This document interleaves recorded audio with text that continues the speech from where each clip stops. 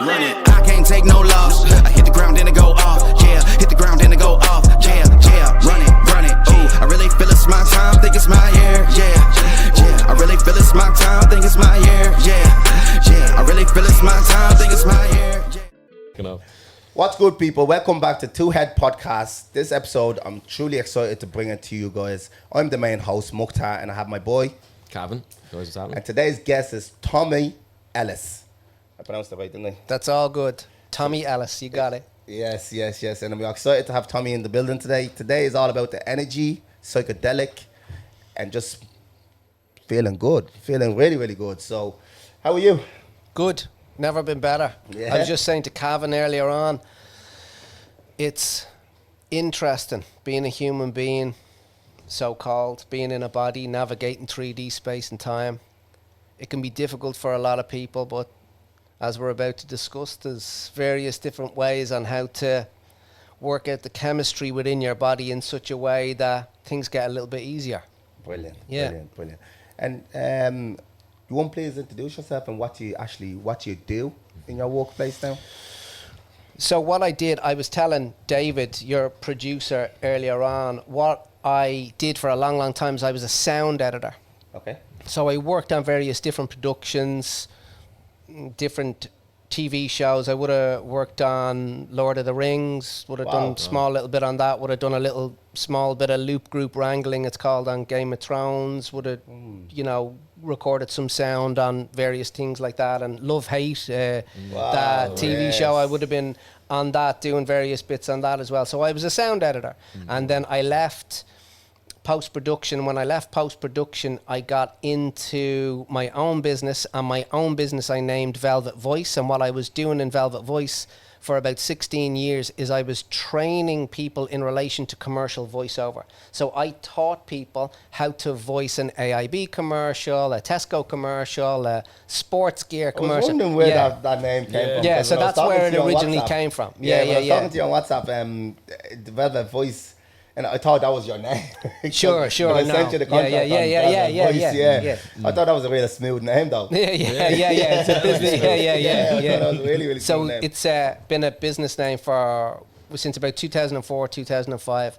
So I had that business for about 16 years, and then March 2020, March 10th, March 11th, 2020, the kids were kept out of school, right? Mm-hmm. And then all the shit hit the fan, and everything turned on a dime. COVID, all of that sort of energy came into the world. We'll just call it that for now. Mm-hmm. The greatest lie that's ever been told. Yeah. Okay, so that came into the world, and then everything that I had been doing at one level with people one-to-one in a recording studio, in a voiceover booth, was now translating to working with people energetically, to basically helping people. So I could hear, when I was working with people, I could hear what I believed everybody could hear. So my system is inherently clairaudient. So I hear beyond what regular people every day would say they hear. Now, if I was to sit with you long enough, Mukhtar, if I was to sit with you long enough, Calvin, basically what would happen is you'd get to hear what I hear. So there's nothing special about my system. It's just tuned more than your system and your system right now. So, for instance, you guys obviously haven't been to the gym in a while, right? Okay, so you guys are heavily connected to gyms. You know about this, you know about that. You have a lot of knowledge that you could transmit to me quite easily because of the knowledge that you guys have. This knowledge is a little bit more of an esoteric knowledge. It's an etheric knowledge. It's in the field. It's not known by you straight away, but it's not known by you immediately. But like we said earlier on, there was a couple of things that all of us could hear earlier on, and we all knew something's up. Now, we don't have to name this, we don't have to name that, we just have to go, something's up. What's that now? So here's the thing about what we heard earlier on. I know what's up. Okay. I can't not know what's up. My system doesn't work with the fallacy. It doesn't work with the lie. It works with the truth. It hears the truth. It can't hear anything other than the truth. So basically, the way I've been describing it is I can hear what you are, and I can hear what you are to the detriment of what you're not. I've no interest in what you're not. You may have a vested interest in what you're not. I have an interest in what you are, because when what you are hits the ground running in this place, it's very important. So what you are is the best version of your system and the best version of your system. I hear it. So what I do is I negate what you're not. I get everything out of the way, and I can hear something. It's starting to come through you already. Okay. This dude's All right. fucking heavy. Yeah. Holy shit, man. So just so it's okay. Yeah. That's all you need to know for now, is that the light of what you are starting to come in a little bit stronger behind you. That's what today is for. Today's gift is the gift of what you are starting to come into your body, and you're starting to, when tears start to come up in your eyes, you're being met by light. And it's very familiar to you, especially right now. It's very, very familiar. And I can feel here, it's moving right up the back of my neck, and it's what you are is starting to school me. It's starting to teach me about exactly what your system needs. And it's pointing to your thymus gland. It's pointing to what's known by the Hindus as the Anahata chakra. It's known as the heart in, that's what we call it, the heart center. So that center is it's activating in you. And when we sat down earlier on, your body was going, what's this? What's going on? Well, this is what it is. So that's starting to, your right hand has a charge to it that you'll be able to offer yourself ease with this, your right index finger. If you gently become aware of your hand coming a little bit closer to this area, it'll start to bring that liquid, those tears, up into your system a little bit more. You'll be able to move it yourself. You're quite skillful beyond, you've got more skills within your system than you know. You've just been looking for a permission slip, and you're looking at the permission slip. So wow. I know you. I feel that. Yeah. I know that, you. Yeah, you're very, very familiar to me. So, welcome home. Wow, this is crazy. That's deep. Oh, you nearly got me as well. This is crazy. That far off it, yeah. There's still time though. Yeah. One of the things about tears is there's different types. There's basal and there's reflex tears and there's emotional tears. So there's various different tears. So if a piece of dust goes into my eye now, my eye system is going to produce tears to get rid of the dust. There's reflex tears where if somebody kind of hits off you and you kind of get that sting, that's like a reflex. But emotional tears, when they're put in a petri dish beside reflex tears and basal tears and they're studied, they're indescribably different. Okay? The serotonergic system produces the emotional tears, and that's the serotonin system. And when that produces those types of tears, you feel relief afterwards. Men and the structure of men's bodies are not as skillful as women at allowing that to come through. Women are they're much, much better at letting that sort of energy come through. I don't know if that's a machine gun going off outside or a jackhammer. Is that all right for you? Yeah. You'll be using RX to cut that out. Yeah. Go on. So when your body gets triggered in such a way that you can feel that sadness, or you can feel that, in your case, there's a lot of relief coming through that.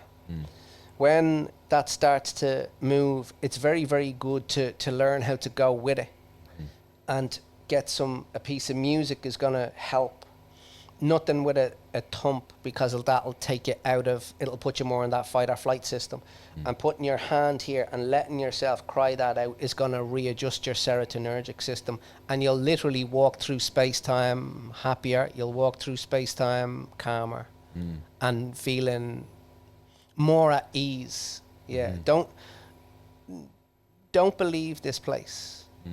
Don't believe what you're presented with in 3D space and time. The thing that you're going to fall back to, which is the thing that's moving through you, is love.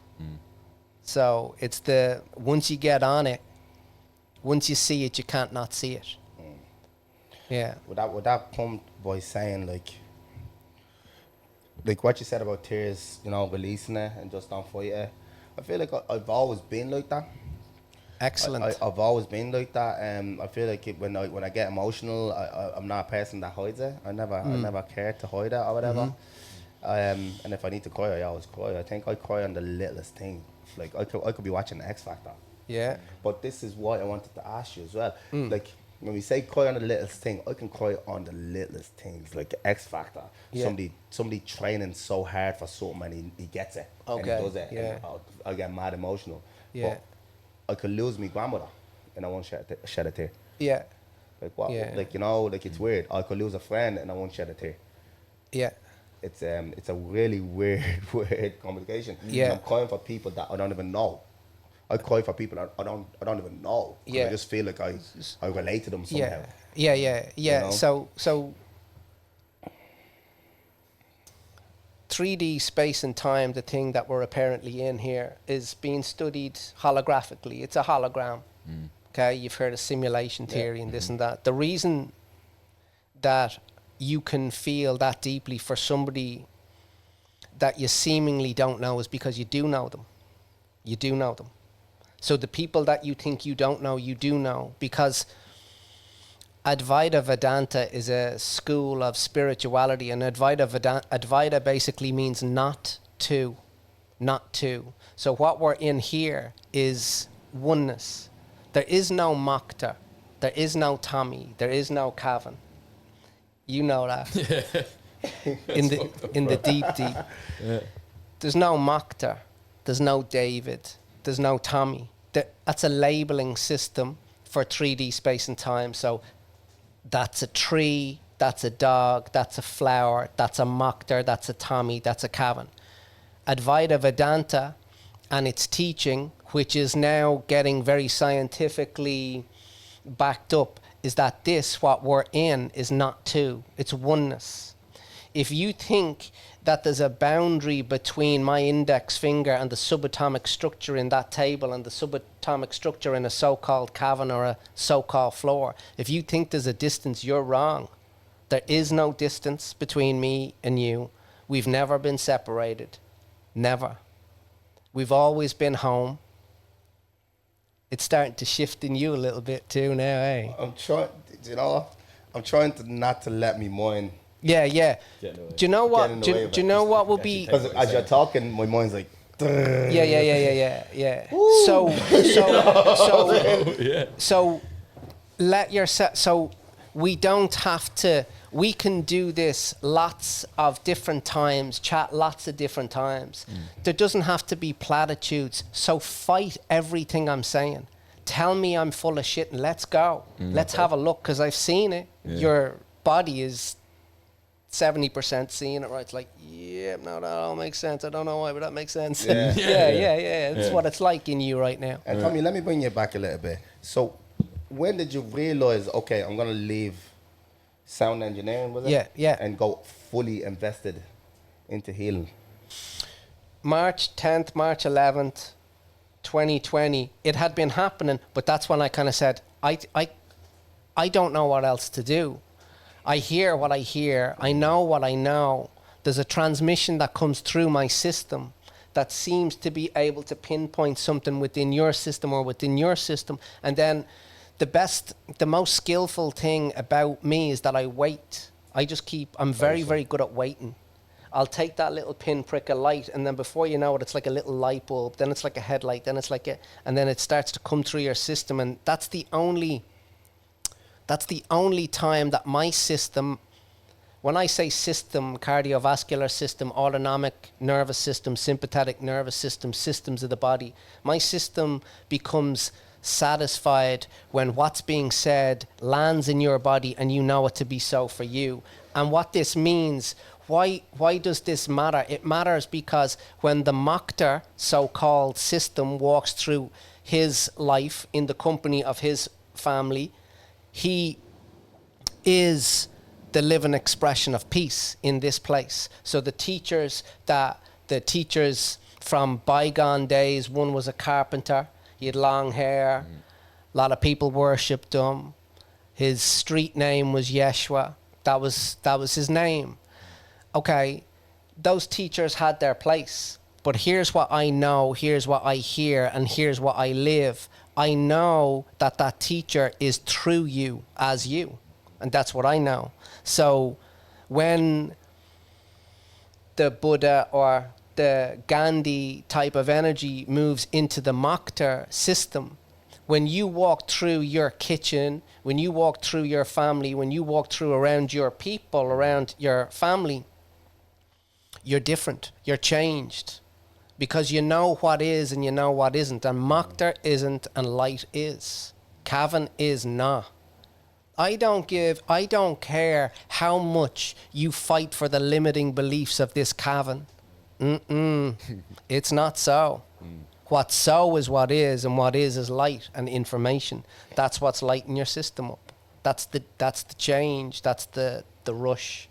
Yeah, and that means you can walk very evidently differently in this place, and then you start to understand what it is to be a solution here. You're not looking for a solution. Yeah, no, because you're dead right. Because I always think, like I always say, I don't believe in God. I always say, like, I don't believe in God, blah, blah, blah. My mom's Muslim, my dad's Catholic, and I'm always being in the middle. But I believe in energy. Yeah. I always believed energy. I always believe, like, you know, if you cross the road and the car just missed you, you know, that feeling. You know, that, like, it's like somebody pushed you out of the way. I always believed that type of energy, you know. So when you're saying all that, like, that's why it brought me back to. Yeah. You know, somebody actually put a cherry on it for me. Because I could never explain how my God is to everybody, how I see as God, or how I feel as God, you know? And that's one of the reasons why I started treatments as well. That's one of the reasons why I wanted to start going into treatment backgrounds, working with psychedelic. I done a sound bath. I done a what else did I do? I done a sound bath. I done a vibration. I done the vibration, and then I walked from that. Then from vibration, then we went into the psychedelic, the mushrooms, and then the mushrooms. Mushrooms are very, very kind. Like that's why I said to you on the phone. They were very kind to me. They were very soft. But what mushroom did for me was, mushrooms showed me how stubborn I could be when there's no need. You know, for example, I can explain it very easy. At the time, I was going through a little bit of things with my ex, and I had my granddaughter, my oldest daughter is with my ex, my oldest partner. I have 3 kids, and my oldest partner. So my oldest partner was basically forcing and using the kid against me. And what happened was I started being this little hard person, you know, oh no, fuck it, you do, yeah, keep up, do this, blah, blah, blah, and thinking that I wasn't actually getting to me. But it was breaking me in so many ways that I wasn't getting much sleep. I was very rowdy, very angry. I was very quick to snap the minute like something didn't go right. And I remember I was saying it to my missus. And then that's when I went towards the psychedelic part. And I remember my first treatment in that, it was, I took it, and for the first, an hour to 20 minutes, I cried. Like deep cried. Like I'm talking blanket over the head. Yeah. Cried for about an hour and a half. Beautiful. And I remember that they came over to me and then they were playing the didgeridoo and the sound and the smokes. And as I looked up then, there was a big forest poster, and all I could see is my daughter, you know, peeking out and looking at me and peeking back in. Now, in this time that she was peeking out and peeking back in, by the time I got up and got back on my feet and went for a little walk, I already got the message. The message I was getting from her peeking out, peeking in, peeking out, peeking in, and it wasn't scary. I wasn't scared. I was like, it's just weird. you're not meant to be here. You know what I mean? Yeah. It was just, yeah. So that what I got from it straight away is that, first of all, I got, like, Dad, why did you let me go? Why did you let me go? And then I got, why aren't you not fighting anymore? And then when I went for that walk then, out, you know, bare feet, Yeah. I'm more connected to the soil. Yeah. I went for the walk on my own, and I was just sitting here. And it's different when you're in here, when you're on the mushrooms. It's just a different world, you know? Yeah. And it's just like, it was like your bulb just turned on. Just give her what she wants. And I swear to God, from that day on, I just, my daughter's my life. Right. And Yeah, it's yeah. always been in my life. It's like, Yeah. but the problem is, I feel, is a lot of people go and do the treatments and don't put it into practice. And then they become a recurrent and just keep doing the same thing over and over and over again. Yeah. You know? And there is a lot of people with a lot of turbulence in their system. They want relief. And of course they want relief. And they deserve relief. They want to travel easier and easier in this place. They want things to get a little bit smoother. And they're going to look for a solution. And it's good to understand a little bit of even what you've said there. You said a light bulb went on. They were the words that you used. Yeah.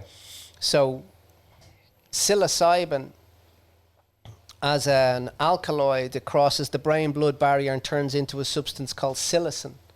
And when psilocin starts to flood out through your system, what it does within the brain, one of the characteristics, they don't know everything of what it does because it does so much. Same way with cannabinoids, they don't know, you know, everyone talks about THC and CBD, but there's a lot more cannabinoids, right? Deeper, obviously. And with mushrooms, psilocybin, brain-blood barrier, and it turns into psilocin, moves through the system.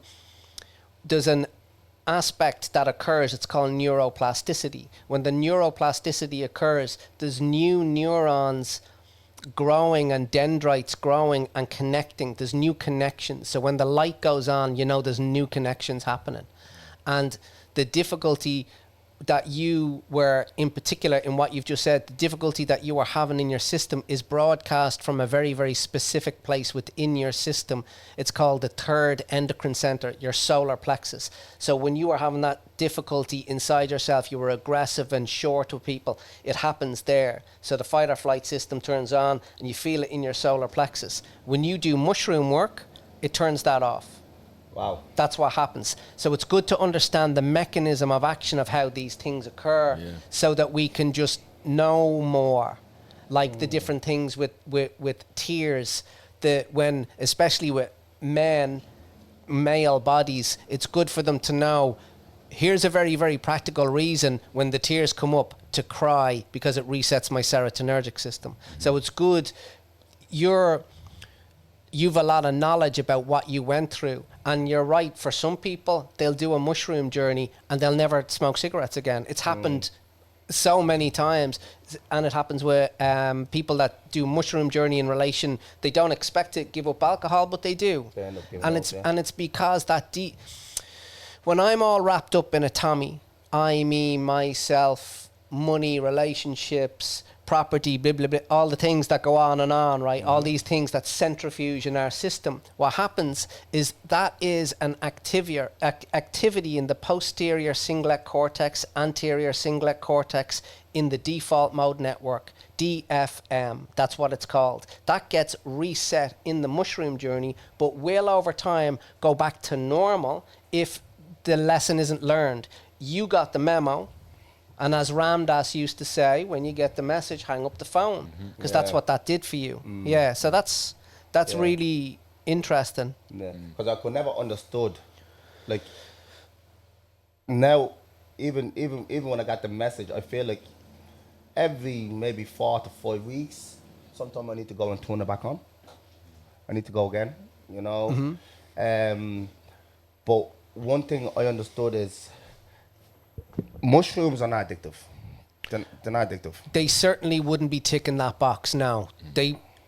Anybody that would get into mushrooms would never get in, because they're such a classic psychedelic. Psychedelics are not interesting to the body in an addictive way like something like heroin or morphine or cocaine. It's a different mechanism. So you're right. I would also say that mushrooms, psychedelic mushrooms, especially psilocybes, they're not. No. Yeah. And I believe to say that like the government right now, even in a lot of countries it's already passed, but in Ireland I feel like they're still holding it back. Pharmaceuticals still holding it back. Yeah. The government is actually testing it against severe. When I say severe, I talk about high mental health, suicide mental health, like at the top of the and they're getting nearly 99% of people feeling better than the actual medicine that's pharmaceutical are providing. Yeah. But the sad thing about it is they can never advertise that. They can never actually put it out there. Yeah. And another thing they do is the number of testing is so small that a lot of people are not getting a chance to make it onto that testing to get help. Yeah. So, You know? so just one of the things to understand about, let's say, Prozac, SSRI, selective serotonin reuptake inhibitor. Yeah. It's now known that they're very ineffective. It's like a double-barrel shotgun that's bent around and shoots the same piece of serotonin within that system. That's what it does. So you're flying the same little piece of serotonin, and it gets worn down, worn out.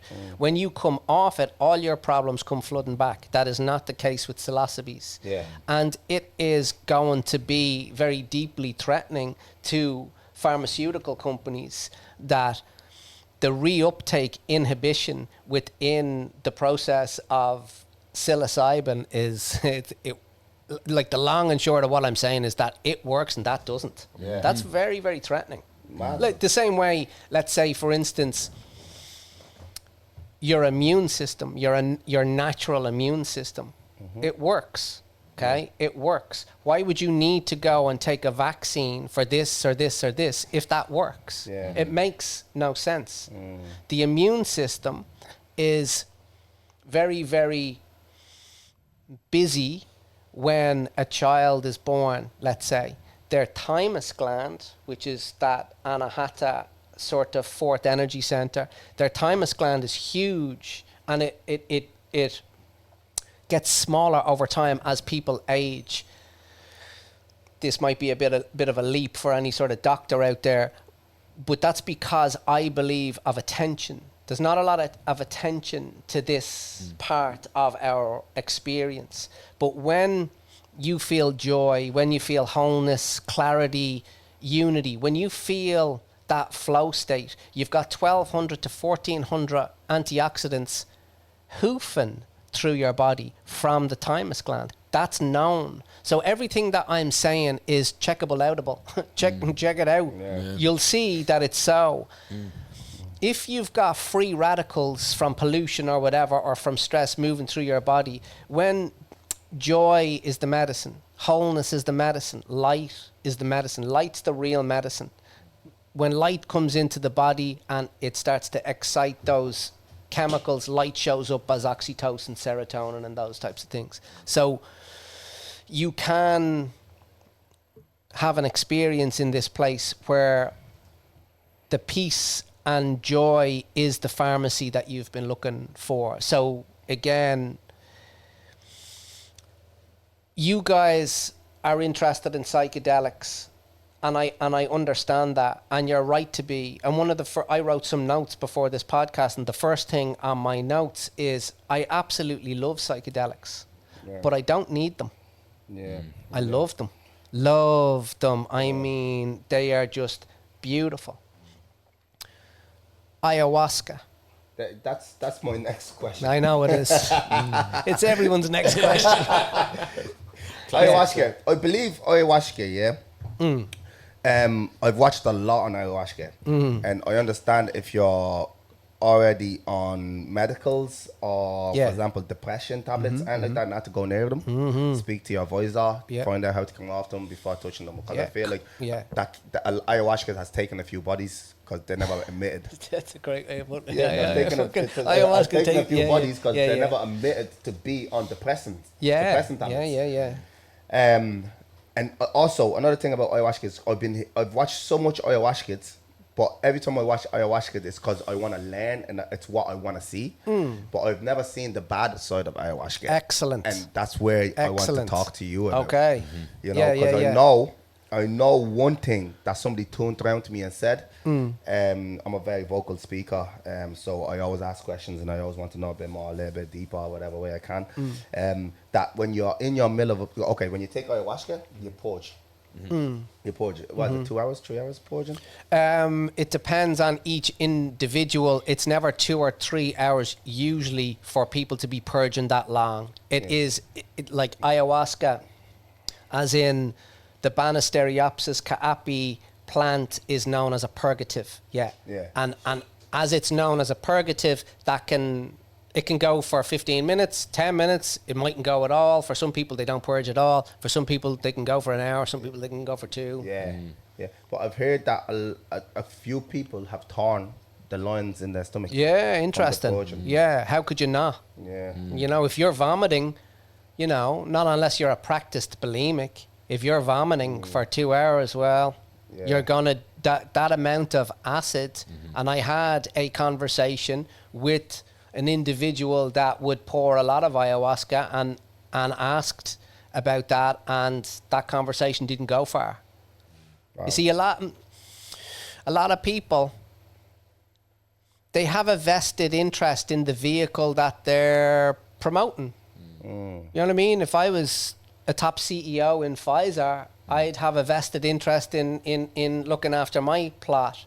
100%. So a lot of the curanderos, the maestros, the ayahuasqueros, they will promote it in such a way that it will do this and this and this and this. But you're exactly right. They don't talk about the things that can go wrong. Yeah. And I have been in a room. I was in about 4 different circles, about 4 different groups, but I was in one room one night and I was working in the room, let's say, and this person that had drank the ayahuasca had honored the diet to a T for about 10 days. So this dude had the right diet for 10 days, no coffee, no salts, no vegan, yeah? It's close enough. No meat, all this type of thing, this sort of supposedly correct diet anyway. He honored it, and when it hit, I mean, there was probably about 10 people in the room, and it was like a hand grenade went off in the room. This guy lost it, like really heavily, and he bolted. And it was a very, very difficult situation. By the next morning, we had gotten on the right side of it and everything was kind of okay. But, you know, things go wrong. Yeah. And there needs to be, things go wrong and the conversation needs to be had about things going wrong. 100%. Because what's happening right now is, social media is glamorizing it. Yes. And what's after happening is, I'm like I said, I'm very vocal, but when I need to know something, I go right into that rabbit hole with it to study a bit more about it. And like even in the Amazons, where it started, like where all this stuff started, the tourist has ruined it so much that now it's not a healing thing anymore. Sure. You know, it's more of like making money now. Yeah. You know, and now that social media has given it so much light that there's shamans just popping up everywhere. And now you know why I wouldn't identify myself as a shaman, because I'm not. I don't want that label, and that's the very reason why. So you can get the Ucayali River in Peru. You can get the Shipibo people. I think there's about 35 to 45,000 of those Shipibo people. I think that's the population. You can get those beautiful people, and I don't know, they're used to making $150, $200 a month, right? Now they've got a Maloka with 15 to 20 people, and they're getting $250 a head a night. Now go and do the maths. I don't care who you are. Every 2 days. now It's a few you've got quid. some baller Yeah, money yeah. and you're living down there in And South that's what they're America. saying, like now the ceremony, the part of ceremony is gone from it. Like Yeah. the way they were going, I watched the yoke on it there the other day, and they were saying the way they grew up with the medicine is you have to respect and give your heart to the medicine. So it's not just coming and drinking the medicine. That's not just the healing part of it. It's everything else that comes with it. The ceremony, you know, the singing, the Icaros. the ambience and the connection. Yeah. That's all gone now. Because Yeah, now yeah. there's so many of them just looking to make money And fast. And exactly, they're looking to make money and they're looking to make money fast. There's a lot of charlatans coming into the system. But the one thing to remember, just as we open those ideas up, is that that doesn't take from the ayahuasca. The ayahuasca is an ineffable, meaning that it cannot be described by words how beautiful that substance is. Oh, it's It amazing. is unbelievable. When it hits your system and you start to journey, there's a saying that kind of encapsulates it maybe a little bit, and the saying is, to fathom hell or soar angelic requires a pinch of psychedelic. That's the saying. That was written in a letter from a guy called Humphrey Osmond to a man called Aldous Huxley, who wrote a great book on the doors of perception in relation to LSD. But that saying encapsulates an awful lot with, listen, chacruna. Okay, so chacruna, the dimethyltryptamine add-on to ayahuasca. So ayahuasca is not hallucinogenic, okay, at all. It has an MAOI inhibitor within it, and we understand the chemistry a little bit, and the MAOI inhibitor goes into the lining of your stomach, but within the drink, you've drank some chacruna. And chacruna is a form of N,N dimethyltryptamine. And when the MAOI is in your stomach and you put the dimethyltryptamine in, the color starts to open. The colors that become available to your system are not available in this space and time. They're not. They are from another location. And I mean, they ain't from, you're not in Kansas anymore, Dorothy, click your heels, because show's over. You're not here nor there. You're in this in-between. And some people find that in-between difficult. On numerous occasions, I found that in-between quite difficult. It took me a while to learn how to navigate, to be drowned and drenched in colours from another place, and kind of, your shit needs to be screwed on tight. You need to be able to sit up straight and go, okie dokie, what's happening? How do I do this? You learn a level of love with yourself. You learn a deep, deep, deep level of respect and love for yourself, because you meet terror, you meet all sorts of aspects of yourself. See, all the stuff that you meet apparently is you, isn't it? Sure. It's like the darkness of you. Yes. You know, Yeah. the naive of you. Yeah. Yeah. So one of the things, just to understand a little bit about the idea of drinking ayahuasca and meeting yourself, absolutely, but also the people in the room, you're meeting yourself, and the shadows, you're meeting yourself. So when you have 15 shadows that subconsciously, unconsciously come out into the room, there's some Icaros, there's some music, and there's very strong medicine, shit can get squirrely. And I mean, it can get really squirrely. It can get really kind of hectic, because you're meeting a lot. A lot. Because I know a lot of places now don't do it. A lot of people, a lot of places, it's gone very messy for them. Yeah, That I'd they don't- imagine, that they don't do it. They don't do the ayahuasca treatment anymore. That only a certain group now in Ireland does it, really. Okay. Yeah.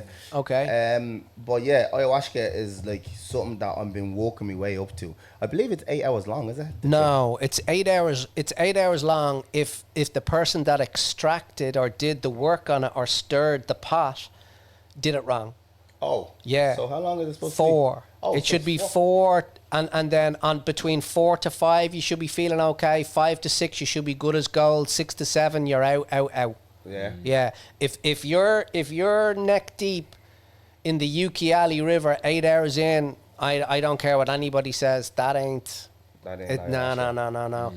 All plants have that 4-hour threshold. You cross the Rubicon and you kind of, mushrooms, cross the Yeah. Rubicon, you kind of know, okay, this is chilling out.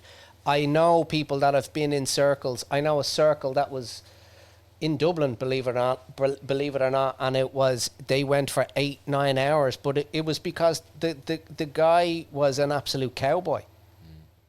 A cowboy that didn't, like, here's another saying that I said in a room with 40 people back in 2014, and it's to do with smoked dimethyltryptamine. I can tell you about that later. But the saying is, the difference between the poison and the remedy is the dose. Yeah. The difference between the poison and the remedy is the dose. And if the dude or the maestra up at the top of the room is just nonchalantly pouring, good luck. Yeah. Good luck. Yeah. There's nothing homogenous about it. How do you know how much chacruna is in that or how much ayahuasca? You don't. You don't. Okay, so in the circle that I learned a bit, it was measured. Yeah, That's what their I said. first time. Yeah. Give them this dose. That's their second time. They're good to go on this. We knew. Yeah. We knew. Yeah. We 'Cause knew. I know with mushroom, that when we're doing treatment with mushroom, we get a weight. Yeah. And it goes by what you can do last and how did you do it Yeah. last time, and it Yeah. goes from there. That brings me to, like, ayahuasca. I'm definitely walking towards ayahuasca. I mean, personally, I feel like Sure. I need to try it. Sure. I Yeah. don't know reason-wise, but I feel like I had a little bit of a childhood stuff that I need to just let go. But Sure. a lot of people's been saying ayahuasca is more for, like, the likes of if you are addicted to stuff. You know, like if you are a heroin addict. You might be referencing Iboga. Are you talking about Iboga? No, there's Cambo. I know Cambo. Yeah. And then ayahuasca. They're the only two. I don't know Iboga. Okay, so Iboga is the Bwiti people in Libreville, Okay.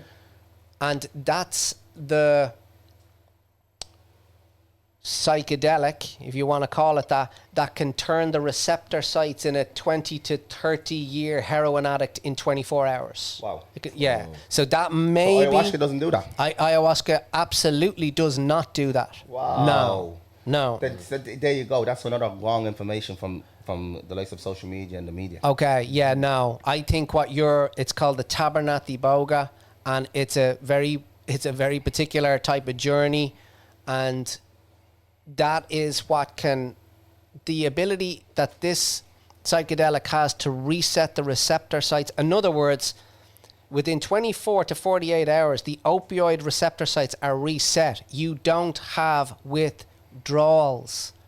And guess what? It's illegal. Amazing.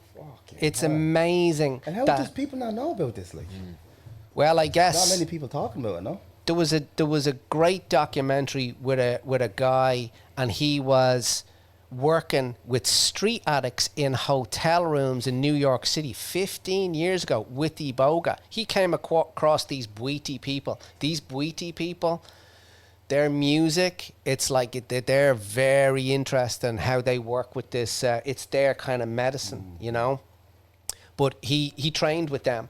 And then he went to New York City, and he was in hotel rooms in New York City, and people were getting clean in 2-3 days that were addicts for 30 years. Now, I don't know about you guys, but the fentanyl problem that's going on, the crack problem, all of that. America's ridiculous for that. This place, this place as in 3D space and time, will produce a problem, but it'll produce the remedy. Mm-hmm. And the remedy, a lot of the times, can be in psychedelics, certainly to reset people's systems. Yeah. But just to say again, before we kind of move off it, this is kind of important. It's important to say it. So people call it your third eye. Third eye, yeah. Okay, they can call it your third eye, and they'll point to here. Okay. The first eye that's formed in your system, that's formed as your body was a fetus, is called the pineal gland. Okay? This and this came later. So the pineal gland is 1, That's 2, that's 3. It's not a third eye, it's your first eye. It's the principal eye, the first eye. Now, if you go and study the eyeball, like this one here, you take it out here, and you take your pineal gland out, and you put them together, you're going to see something very interesting. You're going to see photoreceptors in your eyeball for dealing with all of this, but you're going to see photoreceptors, they're called rods and cones, in your pineal gland, and they're for dealing with light. Okay, but they're inside your head. Why would I need to be dealing with light when they're inside my head? Well, you go and ask yourself the question, when I dream at night, I see colour, but my eyes are closed. How? It's because in your pineal gland, the first order, okay, the pineal gland is a gland that's it's connected to your pituitary, and it bridges the gap between this place and other places, eh? Mm-hmm. This place and other dimensions, right? So it bridges that gap. Your pineal gland has rods and cones, and those rods and cones are excited by dimethyltryptamine. But when the sun goes down tonight, there's going to be a methylation process that goes on inside your body. And the methylation process is this. When the sun goes down, your melatonin starts to rise and you get sleepy. When the melatonin rises and you get sleepy, your brain becomes coated in melatonin. Okay. There's active crystals called rhombohedrons that are in your pineal gland. So let me just clear this up for anybody that doesn't understand it. There's sacred fucking geometry in your head right now. Right? Okay, just listen again. There's sacred geometry in your head right now. Okay? They're called rhombohedron structures. When there is intrathecal pressure on these rhombohedrons in your first eye, don't call it your third eye again, because that's not so. That's seemingly so to the outside world. It's the fucking first eye. Intrathecal pressure within your pineal gland starts to rub like that. A piezoelectric effect happens, and what happens is light from another place comes into this place through you. What do you think that light is? The light is the teacher. What's the teacher? You're the teacher. What are you supposed to do here? Love here. That's what you're supposed to do here. When that light, he's waking up again. Yeah. When that light starts to come through your system, and you start to bring a solution here, that's the way it'll come into this place. So the thing that you need to know about interacting with me is that I'm never going to leave the spot. You can go drink ayahuasca, go take mushrooms, you can go do MDMA sessions, this, that, and the other. And listen, let your freak flag fly with it. Enjoy yourself. I've done all of it, ticked all of the boxes, and what I know is what I know. And I know that I'm looking at the teacher now, and I know I'm being lived by the teacher now. It's here. It's in you now. It's not in you fucking later. It's not later. Stop thinking that this is coming. Start knowing that this is now. You now teach in this place. You now love in this place. Be the thing that you know you are in this place, and start getting rid of all the shrapnel of a so-called cavern. That's bollocks, and you know it's bollocks, because the light's now hitting your system from behind you, and it's lighting this whole fucking room up. So that's what I think about that. Kudos. What a fucking answer. Yeah, man. Bro, my whole shit's been tingling this whole time. I'm not gonna lie. Yeah. I've been dancing as I've been sitting here. You feel that? Yeah, man. And that a lot of why I'm smirking and stuff is, like I would have said to you at the start, I've spent time trying to figure that stuff out for myself. Yeah. There's one thing that sticks out the most, and it was a KRS-One lecture. KRS-One lecture. KRS-One, Sound of the very Police. Interesting. You know the one? Yeah. Very interesting human. A very, very interesting human. And I think he was the first person to deliver my original mind-blowing experience where he did the Rockstar energy drink thing. And he's like, you know... It's that black dude, isn't it? Yeah. He's like, you know... He's solid. He's amazing. He's so really solid, good. And it was, you know, what you know... He's the one that's like, can you hear yourself answering, talking? So say the name out loud. But to yourself. Yeah. And then what was you sent me that, actually. Yeah, so what was the voice that spoke it? What was the ears that heard it? What was the... You know, if you close your eyes, you can see that anywhere. So what is that? You know, that's greater than any of us. And he referenced like Jesus on the cross, where he wasn't he wasn't there. He was the inner man, you know, that type of thing where you're the, or even the, sorry to go on a ramble, but the untethered soul. Yeah. You're not in the movie, you're watching the movie. Yeah. Kind of thing. Michael Singer. Michael Singer. Yeah. Singer. Yeah. Sure. So that's what is kind of really. Michael Singer's deep teaching is you're here to become self-realized. That's what I'm scraping away. So what I do is I get a shovel and I shovel it away, and I keep shoveling, then I wait and I see how much is there. Then, okay, a bit more, keep shoveling by listening. What do I listen to? I listen to what's not true and we get rid of it, and then what is true starts to show up. When what is true, which is what you are, which is the teacher on the cross as you, right? The second coming is happening now in your heart right now. It's a love that is beyond what's normal in this place. When that starts to move through you, you'll quieten inside, and then you'll know, and then you'll be placed. Where will you be placed? You'll be placed where you need to teach. And what will you teach? You'll teach love. That's the only thing you're going to want to do. It's the only thing you're going to want to do, because when you feel it, you can't unfeel it.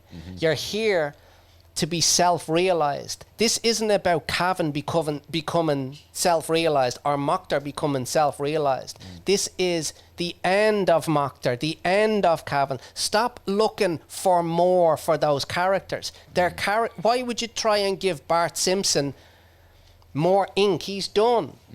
Why would you give Cavan more ink? He's done. Mokhtar's done. Start considering ego death. Start considering the death of these characters and wait till you see what shows up. It is unfucking believable when you see it. And then you can pick up psychedelics, put down psychedelics, you can do whatever you want to do, but you'll already have it. Why is there dimethyltryptamine already available in your pineal gland? It's because you've already got it.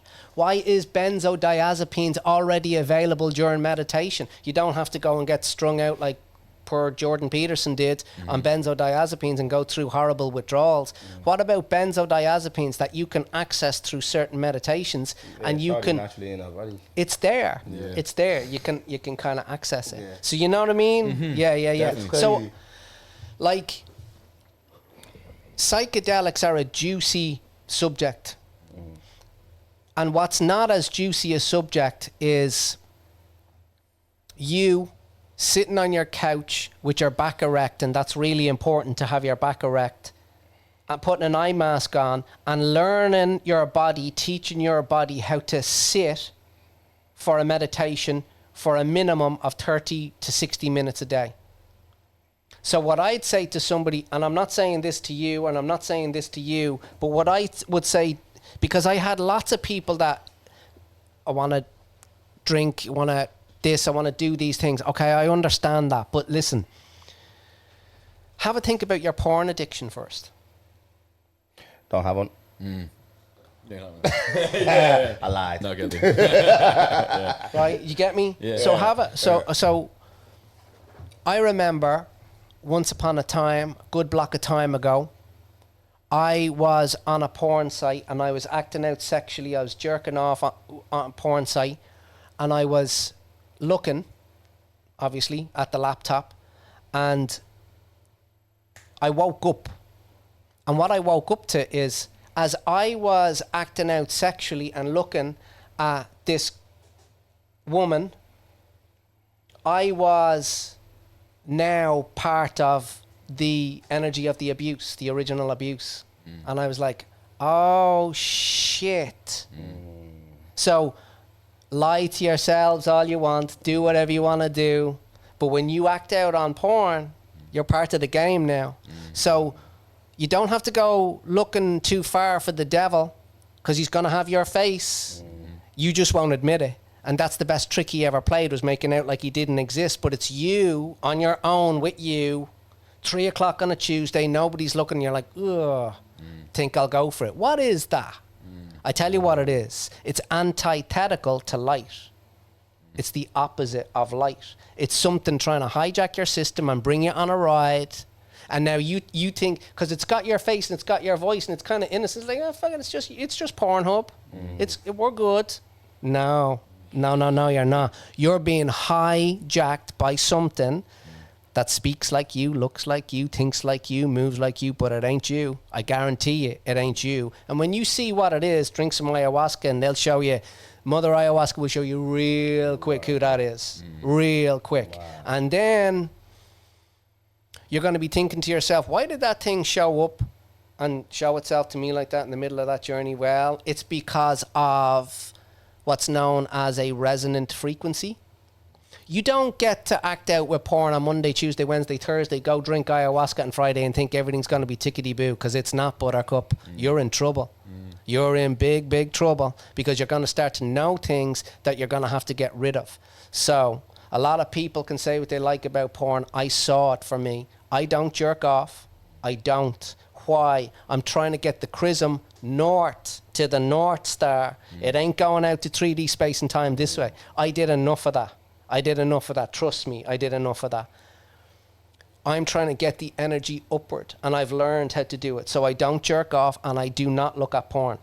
I don't look at porn. And I'm saying that to you guys because you're young, you're smart, you're doing this. If you decide to act out sexually with porn, go ahead. But know what you're doing and know who you're dancing with, because you ain't dancing with you. It just looks like you, seems like it, and it's going to give you a nice little hit. There's nothing like the rush, like a sexual rush.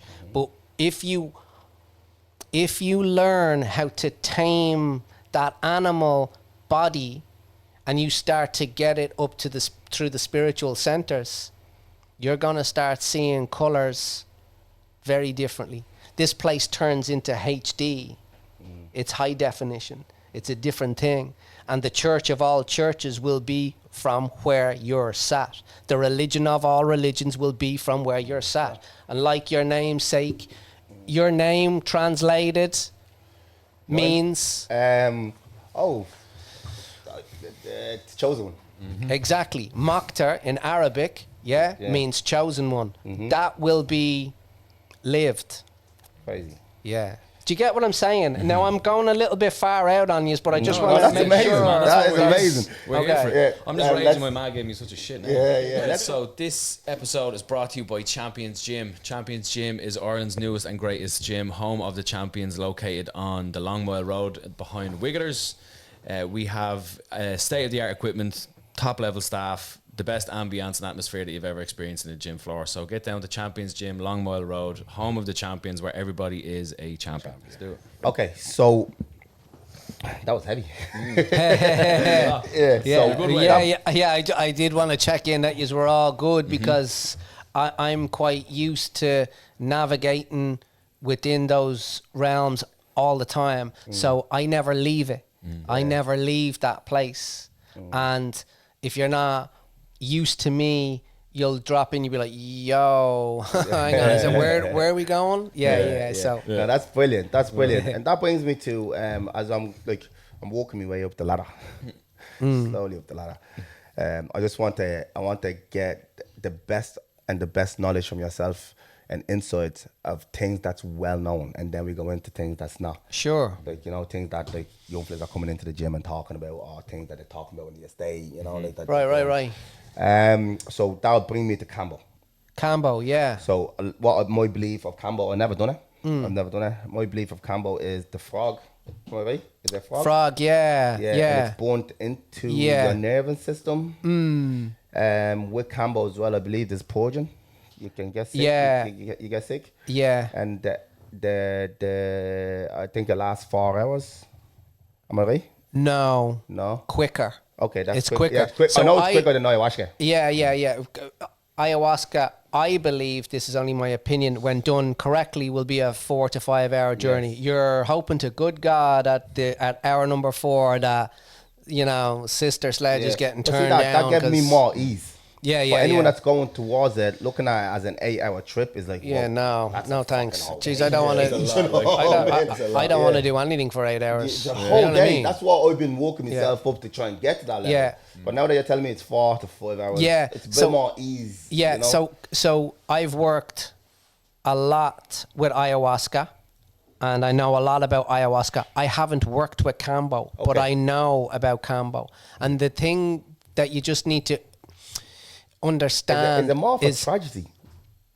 Is it more for tragedy? Like, you know, if you lost a kid, trauma and stuff like that. Trauma and that's, and it all. So it works it's a very quick acting medicine, if we want to call it that. But what it does is it sparks the same sort of sites within your stomach in relation to food poisoning. It just gets your immune system, it just wants that poison out. It just turns that system on. And it's a huge purge. But it's not 4 hours. Yeah. It's quicker than that. And it's burnt. Yeah, it's kind of, the site is opened through burning, and then it's pasted on. Yeah. And what I believe from it is, like, most people that I've talked to that have done it is that either trauma, or they've lost a mother, or they've lost a kid, you know, like stillborn baby. Sure, that a lot of people will graduate towards Kambo. Okay, yeah. I have a story I can tell you. I'm not gonna drop any names, but one of my friends, he was going through his shamanic time, and he's still actually working on himself now. And I have to say, the reason why I probably looked into it was because of him. Mm-hmm.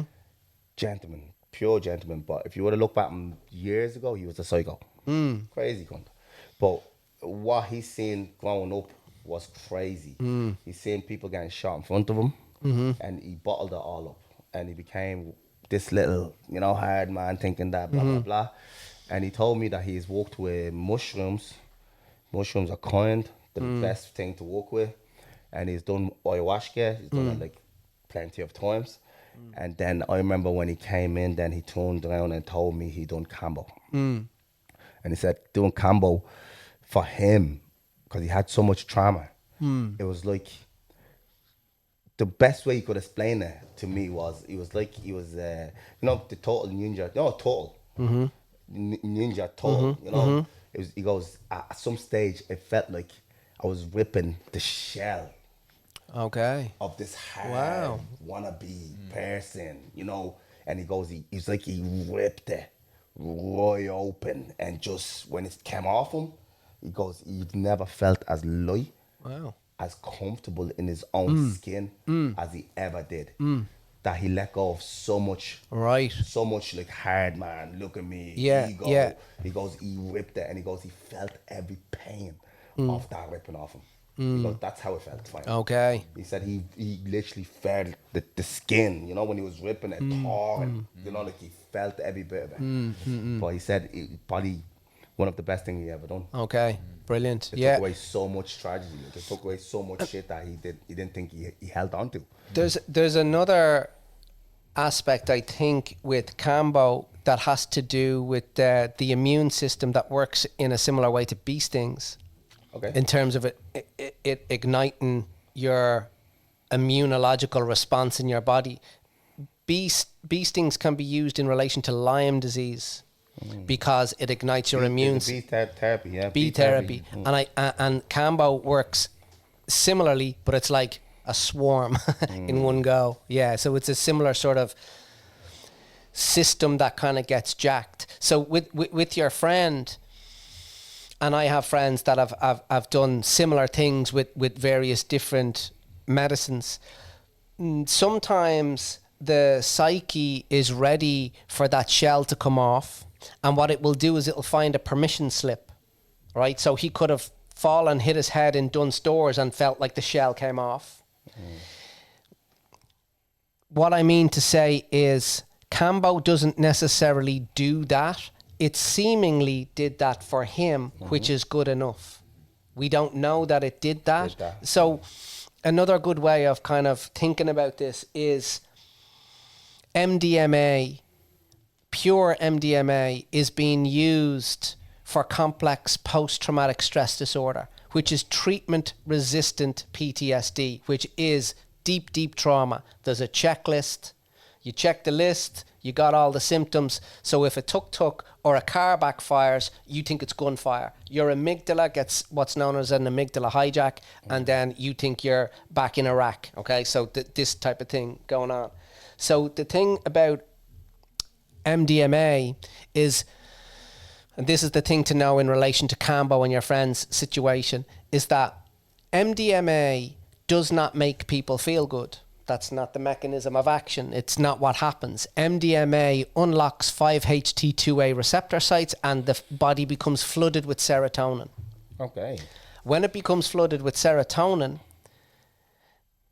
the thing that happened in Afghanistan, in Iraq, in wherever, whatever the trauma was, could have been anywhere, could have been in Dublin, wherever the trauma was, can be reframed, means it can be looked at from a different perspective. That's really important to understand, because when you get the dude that's been in Iraq and you give him the MDMA dose and it's 1.5 milligrams per kilogram of weight, so 70 kilo man, 140 to 150, it's called the Shulgin protocol. Mm-hmm. Do it correctly. Mm-hmm. Right, get the doses right. Difference between the poison and the remedy is the dose. So you give that to that dude that's been in Iraq and he's been through all the things that he's been through. What happens is he relaxes. The serotonergic system, because he can't cry, so the serotonergic system can't turn on. He's got dry eyes. He's been getting, he's been getting the kind of Murine eye drops. So his body relaxes. When his body relaxes, he's so flooded with serotonin, he can reframe that sort of scene in Iraq that's given him the PTSD. And what happens is it gets reframed and it never goes back to its original traumatic frame. That's the mechanism. That's what's happening. That can be done very obviously with MDMA as the sort of catalyst or the vehicle for making that type of thing happen. But you need to know that it can be done in other ways also. And there's less feathers involved, there's less mapacho smoke involved, there's less this and that involved. It can be done through a meditation process that over time can give you way more, because it gives you shorter bursts than the MDMA will give you in one burst. So all the medicines are good. The MDMA is good. The Cambo is good. Ayahuasca is good. Wachuma, mescaline, mescalita, it's all good. Don't be believing what people say in relation to what they say it does. Okay. Don't. You know you. Mm-hmm. You know you. You know what your system, what your life has been like. You know what you've been through and what it's been like for you. You know you. There is no ayahuasquero in the Ucayali River that knows what it's like to be you. He doesn't. He doesn't. Now, he might claim, he might look, he's up the top of the room, he's got the juice, he's got the gear, he's got the DMT colours, he's got the feathers, the whole thing's going on. You might walk in the room and go, homeboy looks like he knows what he's doing. Yeah.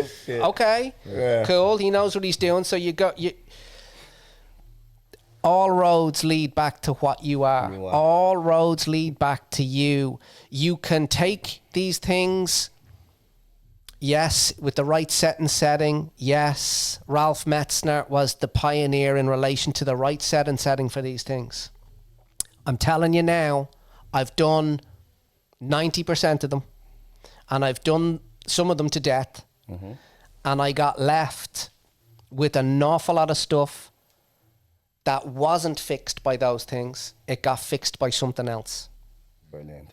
And that's just, you just have to know that, because we've been because there's a lot of people out there going and doing these things and they're 40 minutes into it and they're like, yo, I shouldn't have drank that.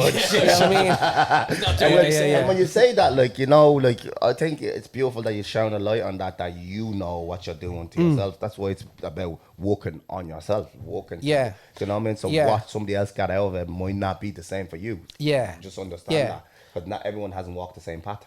Yeah. So one of the things, it's going to be a while, maybe 3 years, maybe 4 years. So between 4 and 5 years from now, I'm going to say something to you now. We're going to stick it in a time machine. You're going to understand it more in 4 to 5 years. It's going to be between year 4 and year 5.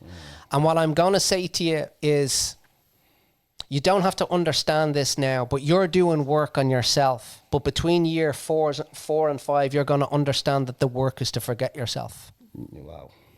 Oh, wow. And when you forget yourself, you're going to wake up a teacher. And when you wake up that teacher, because you've forgotten what you've taken yourself to be, which is not fucking so, it's seemingly so. You're not a body. You're not a moctor. You are chosen. I guarantee you, you're that. Why? Because you're here. Energy can't be created nor destroyed. You're finding yourself right here, right now, doing this thing. We are in the midst of a fucking magic trick. Now, we might as well, we're in Mulcahy Industrial Estate and yada, yada, yada. No, we're not. So I'll say to you now, Mokhtar, I'm going to say to you, there's no floor. Right now, he knows it right now. Your third endocrine center is like, I don't know, there's a fucking floor. I think there's a fucking floor. I can feel the floor. Okay, so you don't have to know this now. The psychedelic that you're looking for is what you are. The psychedelic and the seeking that's going on inside of you is what you are, and it is what you are now. It's going to take space and time for you to get there, and you're going to use permission slips. You're going to drink some ayahuasca, say hello to her when you meet her. I knew her very well, an old flame, an old friend, beautiful. But I'm telling you, between years 4 and 5, you're going to wake up to what you are. And when you wake up to what you are, you're going to know what you're not. And when you know what you're not, you're going to be free. Wow. It's amazing. It's crazy. You get it. Yeah. Yeah, I get it. You get it. Yeah. It's like that the path is the goal, kind of, really, isn't it? There's no actual... So you are what you're looking for. You are where you're looking from. So when you get so-called eyes like these that look out into a so-called world like this, you have a seeming problem. But all your problems got rooted in a character called Cavan. Yeah. Get rid of Cavan, watch what happens. And I say get rid of Cavan, what I mean is get to the truth that's prior to a Cavan. Prior, which means what's behind, what lights up, what animates, what's the animatronics that goes into a Cavan. Yeah, and when you get to that, then what you are starts to move through space-time just very, very differently. So the peace and the nectar of life, of everyday life, it's not defined by the fucking hormones of stress. You don't have all the problems that you think you have, that you think you need to sort out with this and this and this. And I did psychotherapy for 3 decades. I did it for 3 decades to save you both time. I did. You don't have to do it. There's another way. We know how to calm down the central nervous system, the autonomic nervous system, to get the chemistry right in your body so you can walk as what you are here. Wow. That's amazing. And then that brings me to my final question is DMT. DMT. Beautiful. I'll shine my experience on DMT. Okay, I had...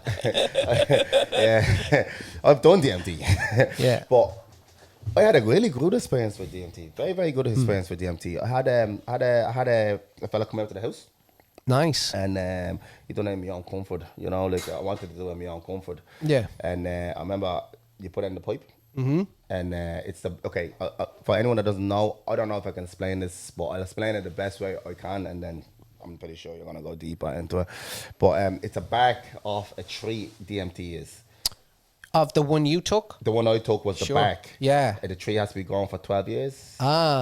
Sounds like Mimosa hostilis. Yeah. That's what brown. it sounds like. Yeah. Brown. Brownie red. Yes. And I remember when I went through the pipe, boom, boom, boom, he told me to hit it. I did not expect how heavy that shit is on your throat. Oh, yeah, okay. Holy shit. Yeah. But it hit me throat. It was like somebody grabbed me by the throat and just kept on. I just couldn't hold it. Yeah.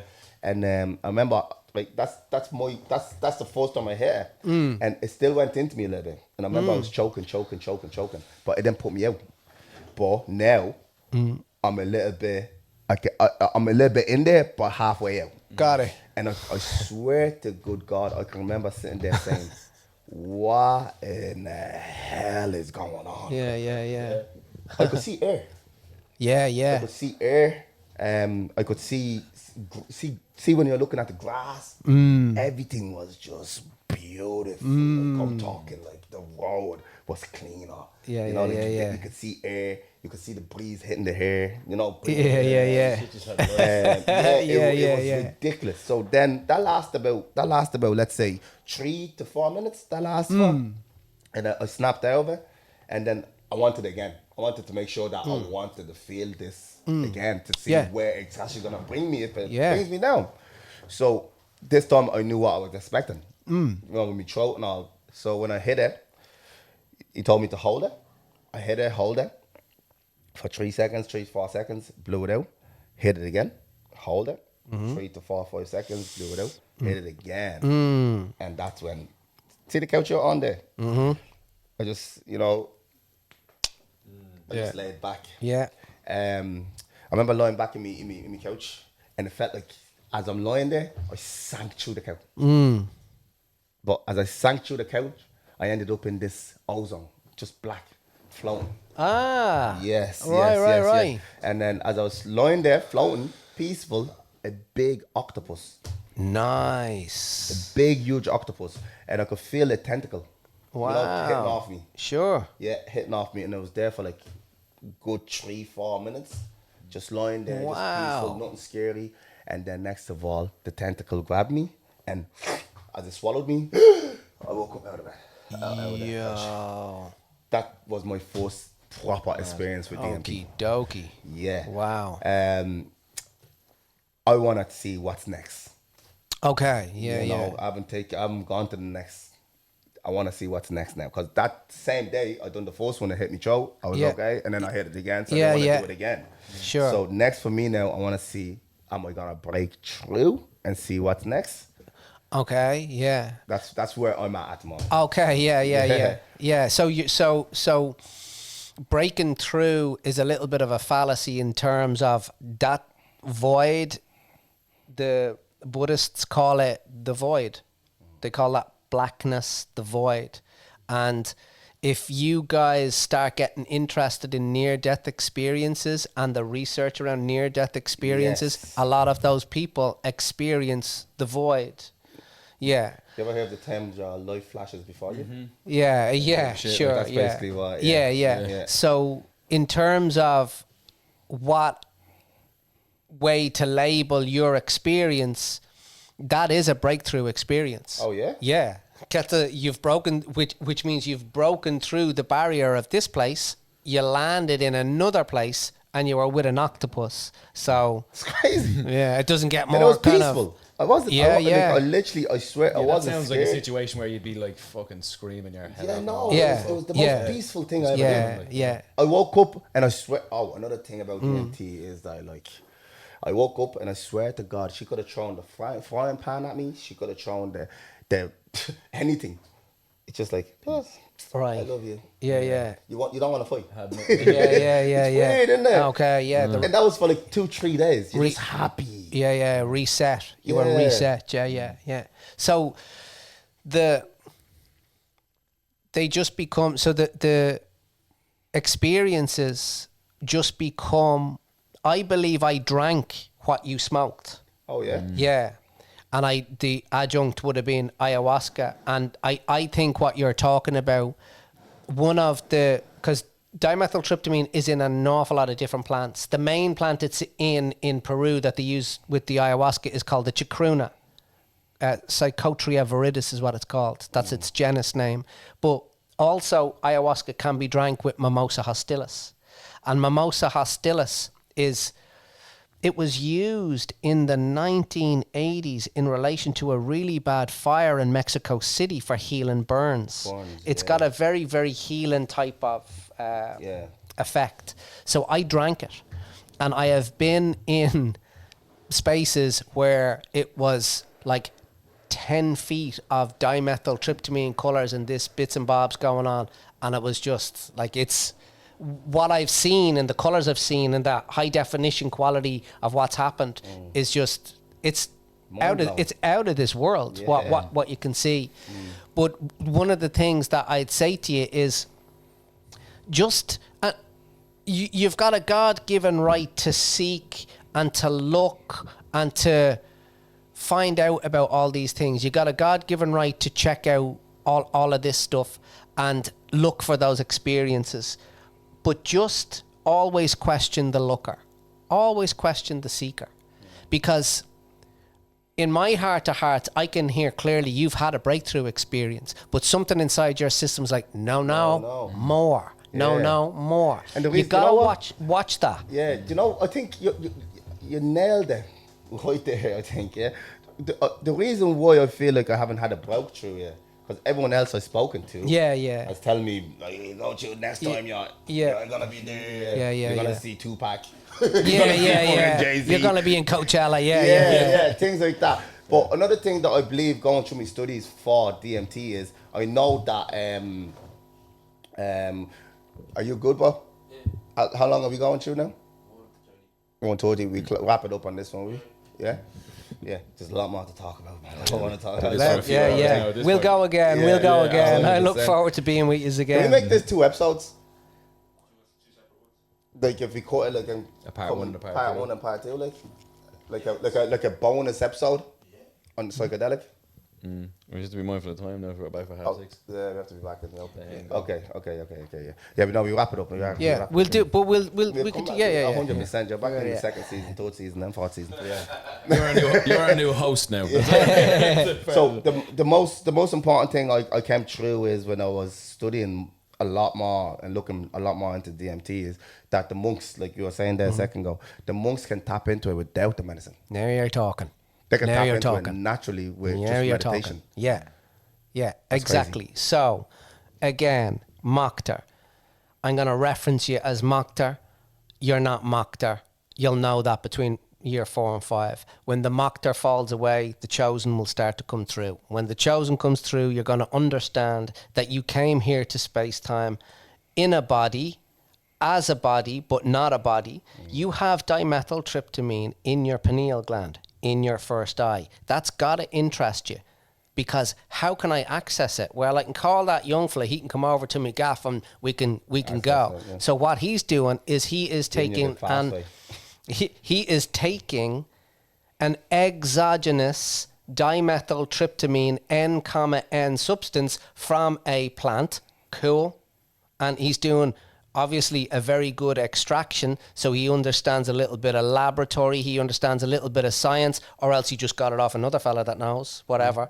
But he gets it, sticks it in a pipe, and off you go. The very experience that you had via that exogenous substance, which is something that's seemingly outside of you, is available elsewhere, inside of you.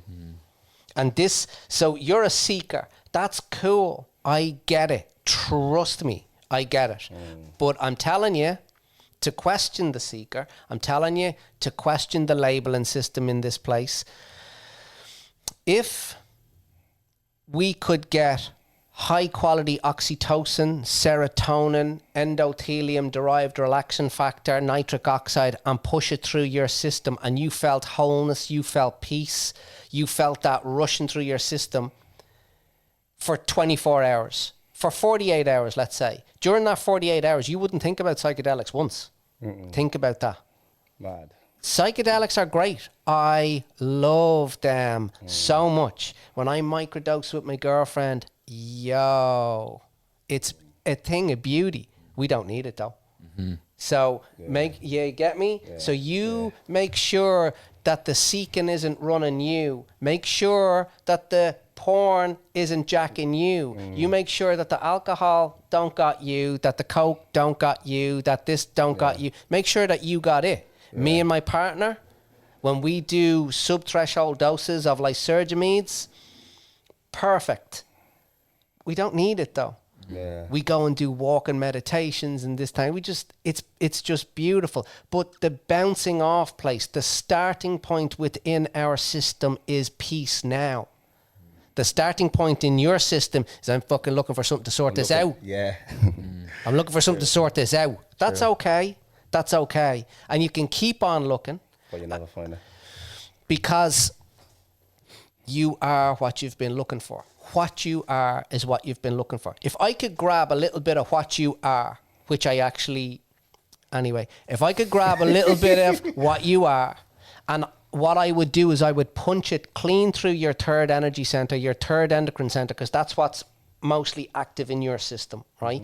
If I punched it through and I opened it up in your body and the wholeness of what you are was felt in your body now, there wouldn't be one sentence out of you for the next week in relation to psychedelics. Why? Because all the problems were being produced by the idea of a Mokter. They're all produced by the idea that there's a floor. If there's a floor, then how come every physicist that's ever looked for something quantum physics is the study of physical reality? Why can't they find it? So everybody, when I say to somebody there's no floor, they're like, there's a fucking floor, Tommy. Fucking tap, tap. Have a little listen, tap, tap. You don't hear it? Yeah. Just because your sense perceptions, seeing, feeling, tasting, touching, hearing, think that there's a floor under your so-called foot, it doesn't mean that it's there. Everything in this place is seemingly fucking so. It looks a certain way.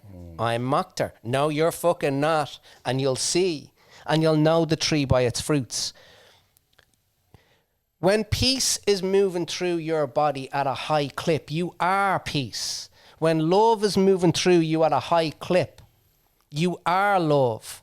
When wholeness moves through you at the speed of light, and it moves faster than light, because love's faster than light, faster than thought, 299793, speed of light, love's faster.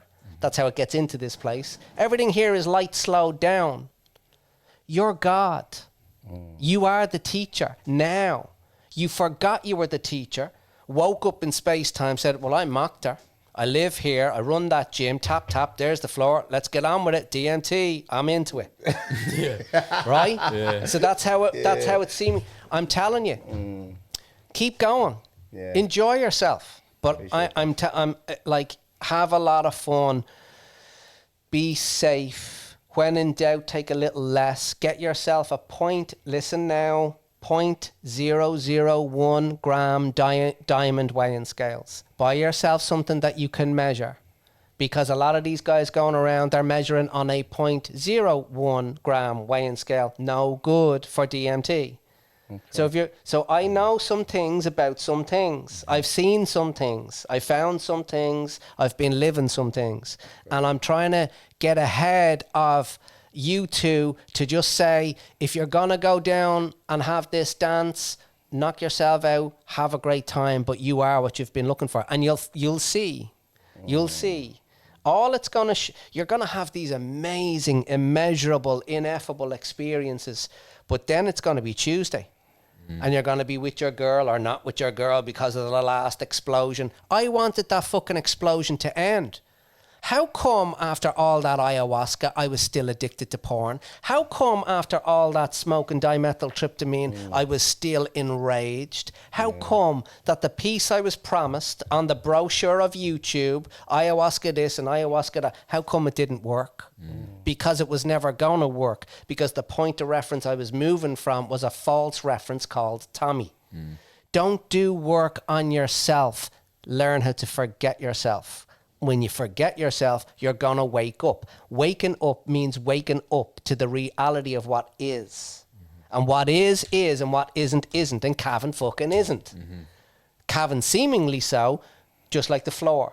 Bart Simpson and Cavan, same fucking same, right? But you can change the experience when you close your eyes, you sit up straight, your back is erect, you've got a central canal. The Hindus, they call it the Sushumna. There's an Ida and a Pingala. You have a chakra system. I don't give a fuck if you believe it, disbelieve it, say yes to it, no to it. It is there.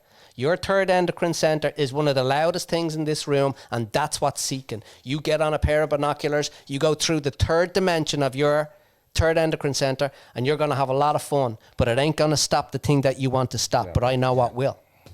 Wow. Crazy. That's fucking crazy. But yes. Just look through this man's soul this whole time. Oh man, that is nuts. But Tommy, you've been a breath of fresh air. Thank you so much. Thank you, Mokter. Thank you, Cavan. Thank you, David. It's been eye-opening. Big time. Big time. I'd love to talk to you we have like just because we just we ran out of time. Yeah, and that listen, is all that is. Like Yeah, you know, we would literally I have a go. lot more to.